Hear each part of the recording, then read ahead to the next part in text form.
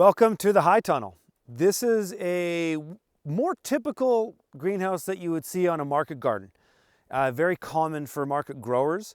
This greenhouse is 40 feet long, 16 feet wide, and it's 13 feet high in the center. It's a single layer poly.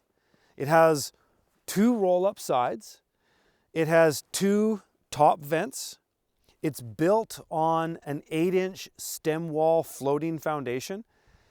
It has end walls on both ends, a double door on one end, and it also has 2 inches of rigid insulation around the outside of the foundation, and that's topped with a drip flashing that basically just wraps over and sucks that insulation in. The insulation is still somewhat exposed. I landscaped it a bit in the fall, and I'll probably finish it up better in the springtime and summer. But this is a real standard greenhouse that you would see in a market garden, and it's a greenhouse, I'll tell you right out of the gate, gives you more value for the least amount of money out of all the greenhouses I'm going to show you. This greenhouse, hands down, has the best value for what it does. It's really only a 3-season greenhouse, so you can have a very strong start. You know, you could be, even in my climate, a zone 4, zone 5. I could be direct seeding crops in here as early as late March, potentially, or even, you know, early April would be even a late start, but early March, maybe even earlier, or sorry, late March to potentially mid-March you could start. Definitely early April, you could be seeding in this greenhouse. You can have summer crops in this greenhouse going strong all the way up until late October or mid-October. And you can overwinter crops, like when we go inside, I'll show you brassicas, spinach, lettuce, root veggies like carrots and beets. So this kind of greenhouse can really get you so much value based on the cost. And greenhouses sort of have a curve that looks like you have a very quick payoff to 80%, and then from there, all the performance that you make up for on the last 20% costs you the most amount of money. And you'll see that as we go through these greenhouses, and I explain to you the features and the cost and the performance of what they do. So let's talk about the exterior features of this greenhouse, at least the features that we can see outside. So we have single layer poly, but there is 2 layers of poly in this bow here, and that's merely for when this roll-up side is active, which it's not right now, but when it's active in the main seasons, and you roll it down at night, air doesn't blow in. So you've got this extra layer of poly there. But other than that, it's a single layer of poly. It has the standard channel lock and wiggle wire that I have on all the greenhouses that I've ever built and that I'm going to show you in this series. And we have a hip board and toe kick board with channel lock and wiggle wire on both of them. And the reason for that is that when you're using your roll-up side, this is what really holds the poly down. And the one on the bottom is during the winter time, you seal it up, because when I have 2 feet of snow on the ground, I'm not actively rolling this up to cool the greenhouse down. It's not possible for this greenhouse to get at all dangerously hot for at least 4 months of the year, the coldest months of the year. So there's no reason to ventilate it or anything. It just stays sealed up.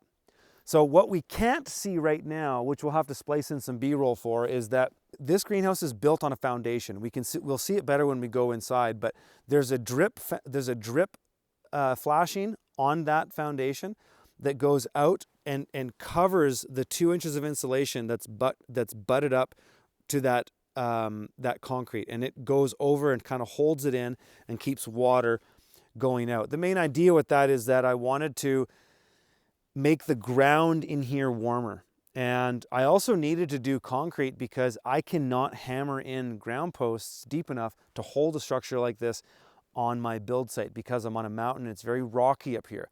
So that's why I had to do that concrete foundation to begin with.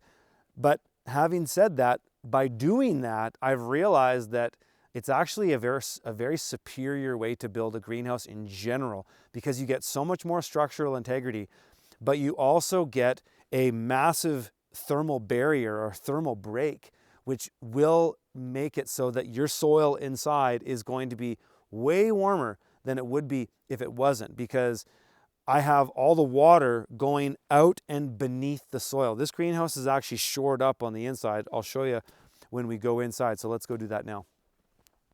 All right, now coming inside this greenhouse, you can see a lot more of it.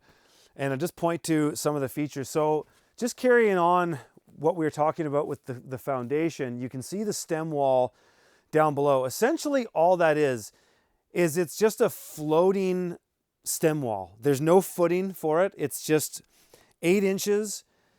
And it varies off the ground because we were higher on this side and we slope down this way. So down here, it's only about a foot deep. So 8 inches wide, about a foot deep. And then down on this end over here, it's up to almost 3 feet deep just because of the way the ground naturally sloped here. And we filled all of this up with really nice topsoil that I had screened. We screened the subsoil, put down the subsoil. Then I finished with the screened topsoil on top of that. So a lot of work went into the actual structure of the ground in here as well. So it's certainly worth mentioning.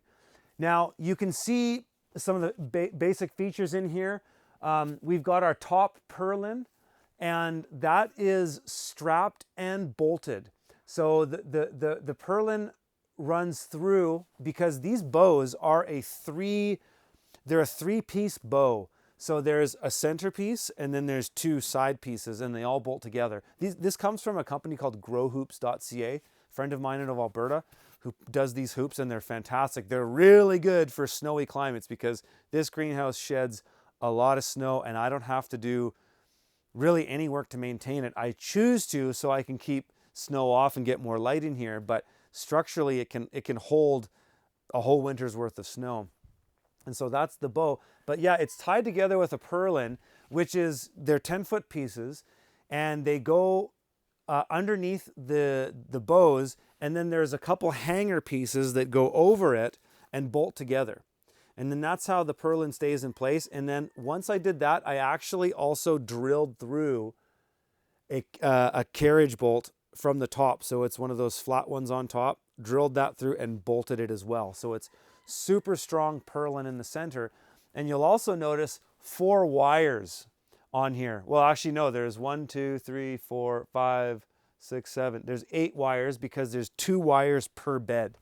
And so how these wires are positioned is basically, if you were to drop a trellis string down, there would be 1 row 6 inches to the outside of the 30-inch bed on both sides. So all 4 beds have 2 rows that I can trellis. And this gives me flexibility. So if I want to interplant, or say I want to have a row of tomatoes and then something on the south side that's interplanted or whatever, it gives me flexibility on where I can move things around. So those trellis wires are basically, it's an aircraft cable, and I just drilled through with the 3/8 bit and then ran that through, and then it just gets cinched and clamped down on both ends. It doesn't have to be tight. As long as it's secure, it holds the weight of trellis strings. So another feature that's really important to this greenhouse are the top vents. It's a really simple feature that I kind of came up with myself. I'm sure somebody's done something like this in the past, but it's a really neat thing. I can just pull this,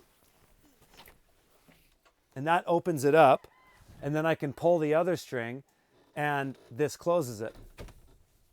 And in the summer months, I come in, or in the summer I just leave it open all the time, but more like in the spring and the fall months, I come in and I'll open it up during the day and then close it back up at night, as I will with the roll-up sides on this greenhouse as well. So for the end walls of this tunnel, very simple. The first thing I did is I built a box, basically, and then I built a door within that.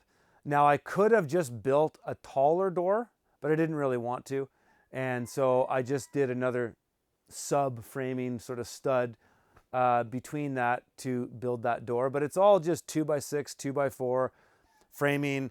I always reuse lumber because we've done so much concrete on this property that I just end up reusing framing or forming lumber for things like this. I don't really care how it looks, it's just functional.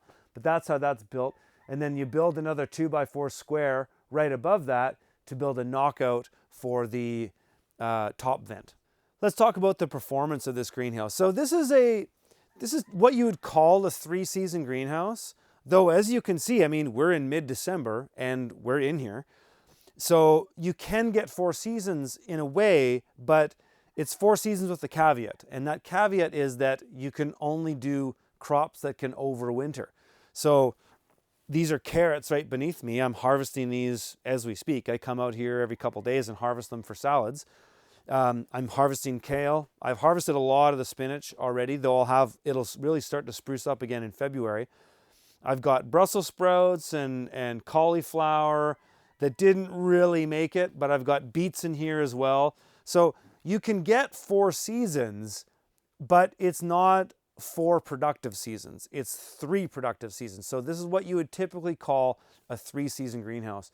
Now, this greenhouse, for what you get out of this, is insignificant in cost compared to what we're going to go to next.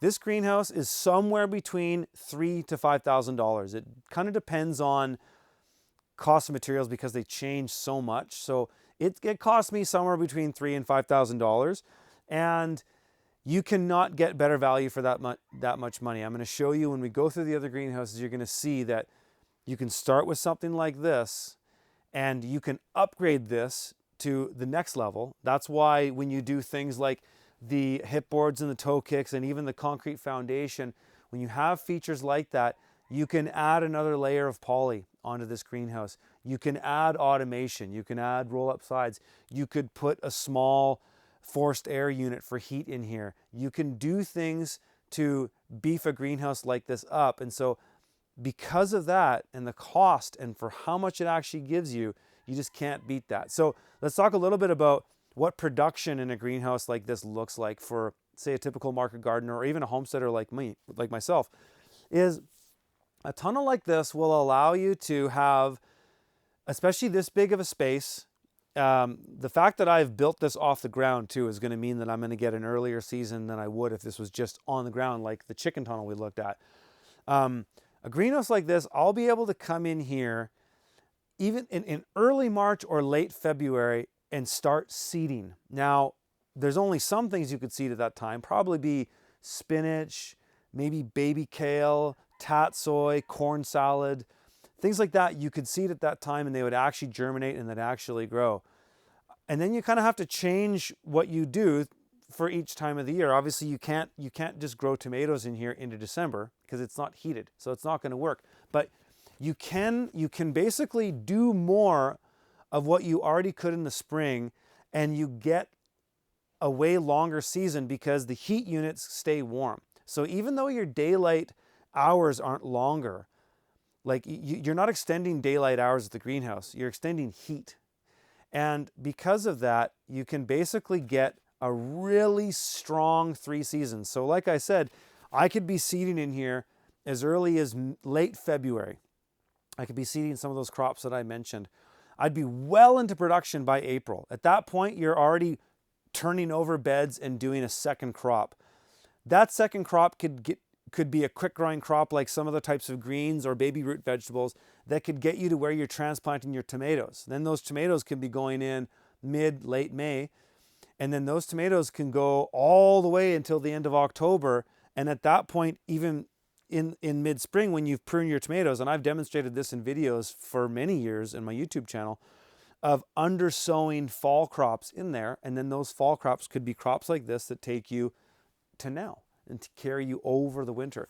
So a greenhouse like this can really get you so much value based on what you actually put into it. So that's it for this one. Let's go to the next level of a greenhouse. So this was an intermediate level. Let's go now look at what an advanced level greenhouse looks like. Check out my site fromthefield.tv. It's where I post all my vlogs and the vast majority of all my content. All right, guys, we'll see you in the next one.